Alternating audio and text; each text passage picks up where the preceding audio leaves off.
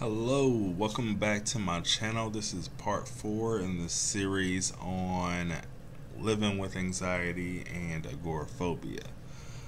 So, I'm trying to break this down into different parts, different sections that I can kind of, smaller chunks that I can kind of take away that I can kind of start talking through and just give my opinion on.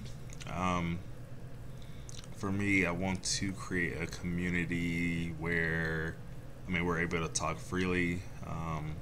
No one should feel bad about the questions that they may have or things that they're going through. So I want this to feel as safe as a space as possible. So any negativity or anything like that will definitely be addressed and banned because we're not on that here. I just want this to be a place where because as I'm trying to grow as a person, and trying to get better with dealing with my anxiety and such because it's a never-ending battle. Um, I know that there are probably millions of other people out there in the world who are dealing with something similar. So, maybe if we can share like stories, I think it'll all do the world some good. So, this kind of part in the series, I wanted to kind of talk about working from home, COVID, and kind of how it's affected my progress, and kind of what I'm dealing with now, I guess working from home. So I'll start with depression. So my company is a fairly big company in the area. I'm an IT project manager there. So I've been a senior level project manager there about a year, a little over a year, about a year and a half. So we had been working in our offices until like the first week of March. And then that's when all the stay-at-home orders came out. So we ended up working from home. And at the time, it was only going to be like a 2 week thing or like until the end of March. So we're going to stay home for about 2-3 weeks. So we're like, all right, cool. So I didn't really plan on anything. I didn't go out and buy any extra equipment for my house. I was just going to work from my laptop. In my office, I have 3 monitors plus my laptop. So I was like, all right, I'll just, tough it out. I'll work from my laptop for a while. And then eventually we'll go back and then everything will be good. Well, I guess it's over 5 months later, and we still have no signs of ever going back to the office. Our company, and especially our department, has been really successful working from home. So the company doesn't feel a need at this point to rush us back into the office. So I guess that's a good thing and a bad thing as well. Good thing because there are some perks to working at home. I can kind of get some other stuff done. It's not like I'm confined to my desk all day, so I'll do my work and then I can throw a load of laundry in there, take a little bathroom break, throw some laundry in there, fill the dishwasher up, just stuff like that. I'm able to get some smaller minor things done around the house while I'm working. Get to be a lot more comfortable, so I'm not dressed up. I'm more dressed down. Obviously, I'm in the house.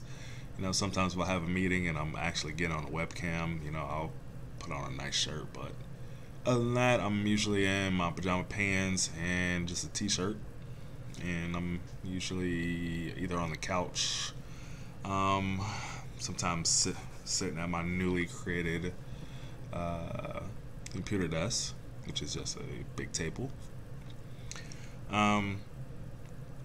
But enough, I guess, wanted to give you guys kind of a background of kind of what's been going on. So, we've been doing this for about 5 months. The company's been pretty successful. We haven't really missed a beat. Since working from home, we've actually been more productive. So the company was like, all right, you guys are doing really well. Like, we're not going to rush you guys back. We're probably going to be doing this for the rest of the year. And then that's when things started getting real for me because I'm like, man. Because my family dynamic is I have a wife, and then I have a daughter, And with that, my wife, she works. She goes to work still, so she's back in the office. She was at home for a couple weeks, and then she ended up going back to the office. But me, I've been just kind of here by myself. And with my daughter, we kind of split time, so she's here some days, and then the rest of the time she's with her mother. So a lot of the time, I'm pretty much here by myself, like all day. Outside of the interactions that I have with my developers, I'm pretty much just here by myself, and I've found with my anxiety and such that it's kind of reverted a lot of that progress that I've made.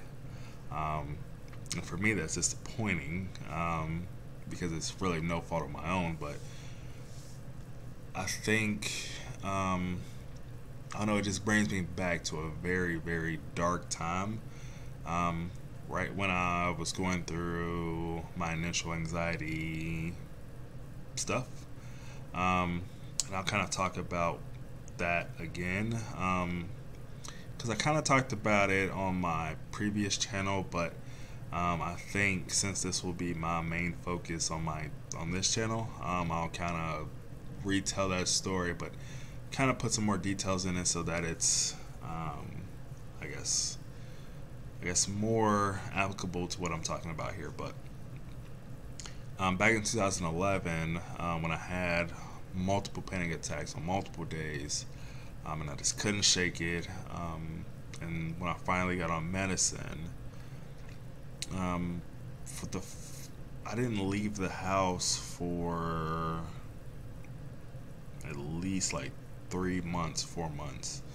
I would only go outside when it was utterly necessary. I remember I was doing some e-learning.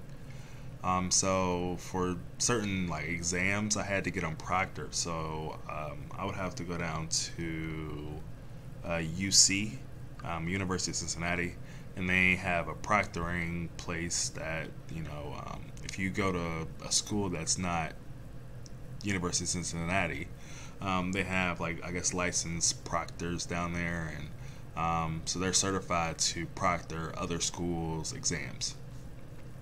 So basically, we go there, we tell them, first we set up everything behind the scenes, tell them that we're taking the test there. They send all the information and pass all that stuff anyways, but that's beyond the point.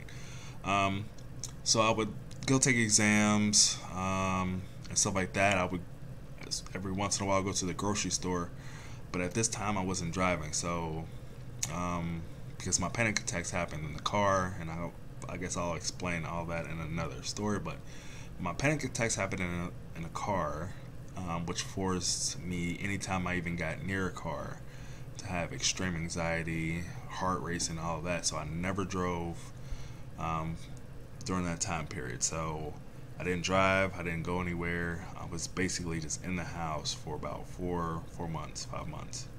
And it was hard. It was hard because at the time, luckily my daughter was still pretty young, so she wasn't really going anywhere or doing anything. She was only a couple months old. So I didn't really have, that pressure of like having to like go out or take her anywhere or do anything anyway. We would just chill at the house, and I would watch a lot of TV at that time, listen to a lot of music, and play a lot of video games outside of my schoolwork. And basically just focused on schoolwork at that time. And then I guess putting that to now, I don't know, I just kind of feel a lot of those same elements. I don't really go many places these days. With the whole COVID, I just don't want to be out there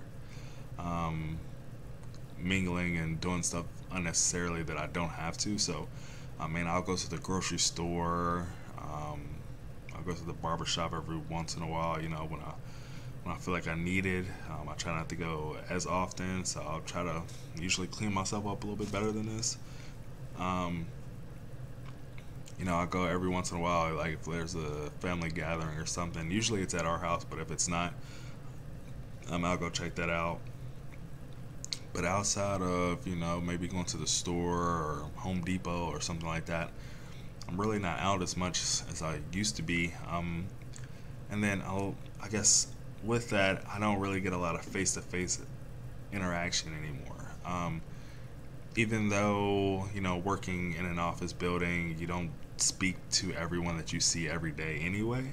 Um, you would naturally just kind of, because I worked on a floor with like, 40 people. You would naturally just see people say, hey, what's up, and just kind of every day it was kind of something. You would constantly be getting up, walking around the office, walking between floors, going to the bathroom. And I worked downtown, so walking downtown, walking to different shops and restaurants for lunch and stuff like that. Like, so you just got out, you got to see a lot of people, you got a lot of fresh air, and your mind isn't thinking about other things. But working from home, I find that I have a lot more anxiety, simply because I don't have that face-to-face interaction. I feel like I'm basically again a prisoner in my own house, even though I'm truly not. But that's what my brain thinks. So it starts reverting back to those old habits of worrying and panicking and all of that. So for me, that's been the toughest part about working at home is, just trying to keep my mind focused and ready um, during this time. So, as I'm working through that, I'm trying to, gradually start doing things, trying to take more breaks, trying to walk around the block on my lunch, just trying to do different things to get my brain to, not revert, keep making progress and kind of keep moving forward. I think, as I was kind of talking about that, so I don't really exercise as much as I would, because when I was at work, we had like a gym in our office, so I would go down there on lunch, work out a little bit, and that was, perfect for me, because I had a routine every lunch, go down there, run on the treadmill for a little bit. And once the pandemic hit, and I knew that I was going to be working at home for a while, I ended up buying an elliptical. So I'm like, all right, cool. I can start running on my lunch breaks just like I do at work.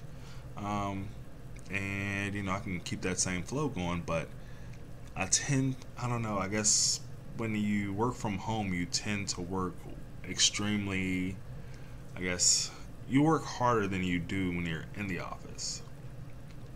And I think you do it subconsciously because you don't want people to think that you're just at home, you know, playing around and not doing what you're supposed to do.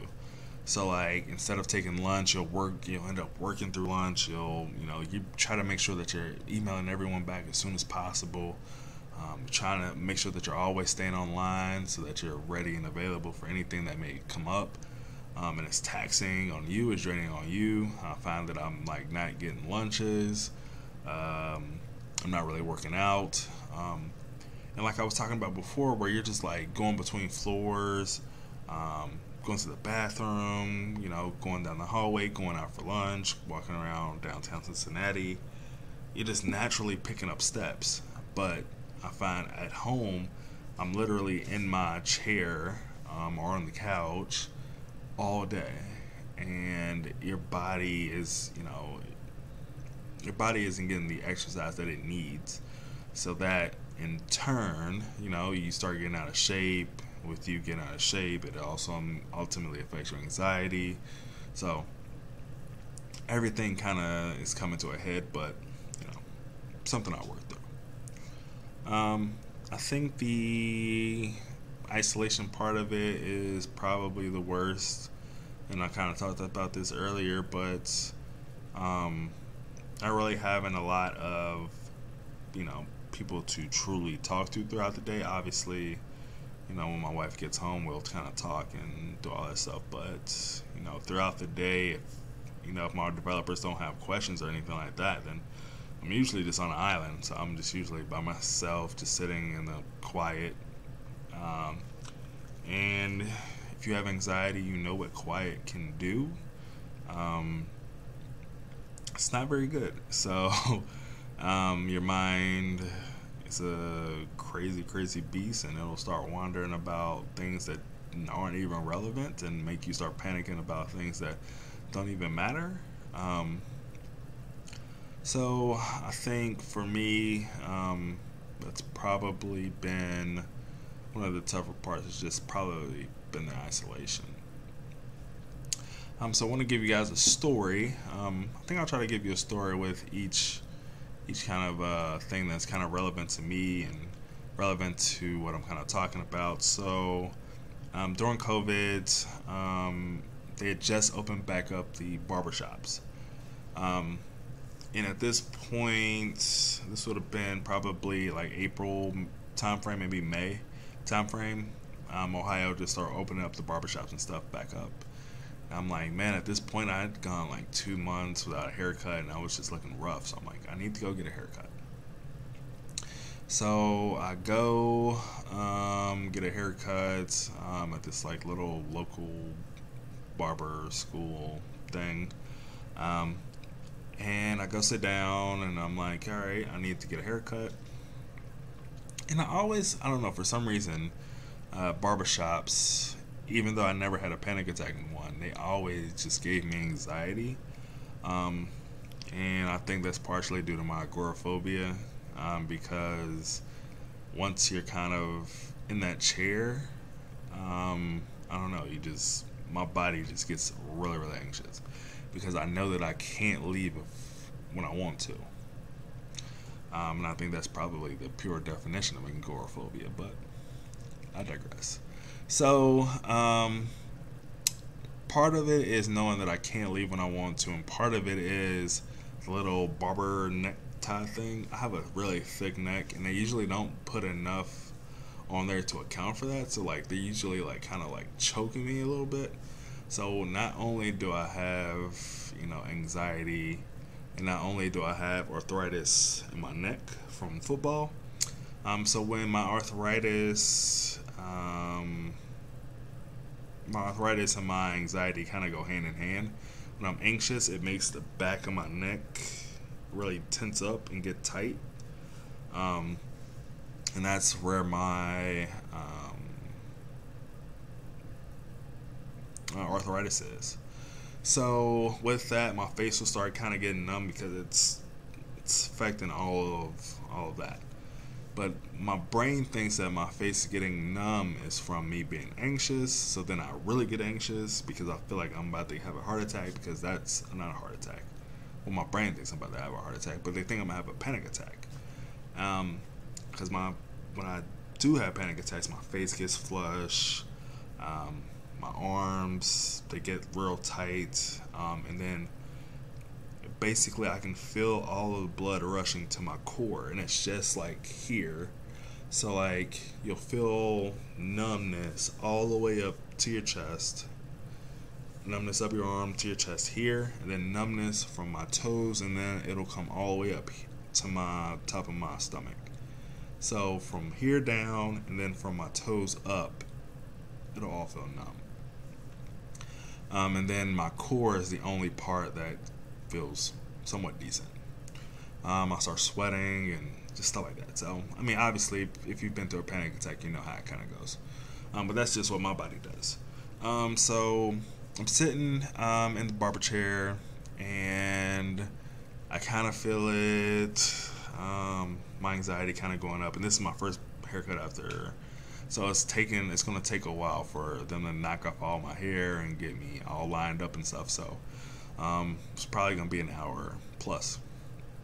So we're about half hour in, and my anxiety is just going and going and going. And I'm like, I feel like I'm about to pass out because that's how bad my panic attack was. And I didn't realize I was having a panic attack because I didn't have one for like 7 years. Or no, not even 7 years. I hadn't had one since 2011. So this would have been like 9 years ago, 8 to 9 years ago. So I didn't like, because I felt what it felt like to almost have a panic attack, because you know with anxiety it goes up and down, especially when you're on the medicine.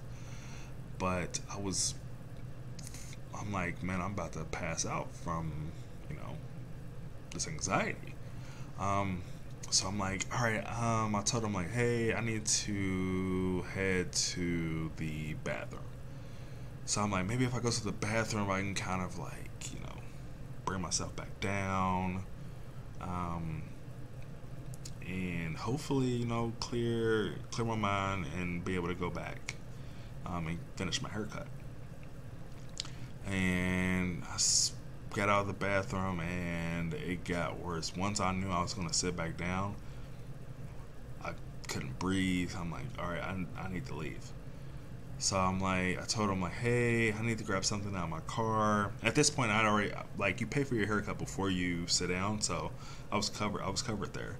Um, and I'm like, hey, I need to grab something out of my car. Like, I'll be right back. Then I ended up just leaving because I knew that I could not finish that haircut. So I left with my hair. It was like, I won't, like, it wasn't like totally jacked up. It was pretty much done. He just needed to finish up, like, lining me up a little bit. And with having anxiety, I learned how to cut my own hair. So I knew I could just do that myself. But I left, and my anxiety was through the roof. I barely made it home. And then that night, I ended up going into the hospital with panic attack symptoms, you know, elevated heart rate, all that stuff. And at that point, that had been the first time I had a panic attack in like 8 years. So it was rough for me that day because it felt like, you know, I wasn't where I wanted to be. I felt like, I was like, man, I'm finally over this. I won't ever have a panic attack again. I don't know. I just felt down about it because I'm like, man, I had a panic attack, and you know, I just felt like I wasn't doing what I needed to do. So, but since then, I haven't had any panic attacks. I still have some anxiety, going into barber chairs, getting my hair cut, stuff like that. But I found a barber who's pretty relaxed. The atmosphere is pretty relaxed, so I'm pretty comfortable there. She gets me in and out really quick, so I never have any issues. And the last, you know, about 5 or 6 times that I've been there, I haven't had any issues. So, you know, it's all about finding what's good for you, what works for you. You know, sometimes if I feel like my anxiety is too rough, I'll just cut my own hair, and you know, it turns out fine because I just give myself an even all the way around and call it a day. So yeah, I wanted to wrap this up. I mentioned it in my last video, but since it's still fresh in my mind, I want to thank everyone for supporting me, supporting my videos. My first video went over 15,000 views in 4 days. That's a lot of people, especially for a small channel like this with only 9 subscribers at this point. One day maybe we'll say, hey, we got 100,000 subscribers, and you know, 15,000 views won't seem like a lot, but to me it's a lot. It means a lot. I'm glad that, you know, even if you're not getting, you know, everything out of the videos, maybe you'll grab something. Maybe something appeals to you.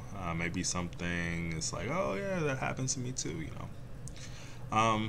And then even if it doesn't come from me, maybe there's other people in the comments that may have, you know, similar stories, or, you know, similar tricks, or what they do in certain situations, and maybe that'll help you out. So hoping to bring together a community of people, you know, who suffer with these various, you know, ailments, and you know, hopefully we can, you know, all make each other better. So thank you again for watching my video. Thank you for supporting the channel, and you know, I'll leave my email below if you ever want to contact me or reach out to me. Let me know, and I'm always here. Thanks.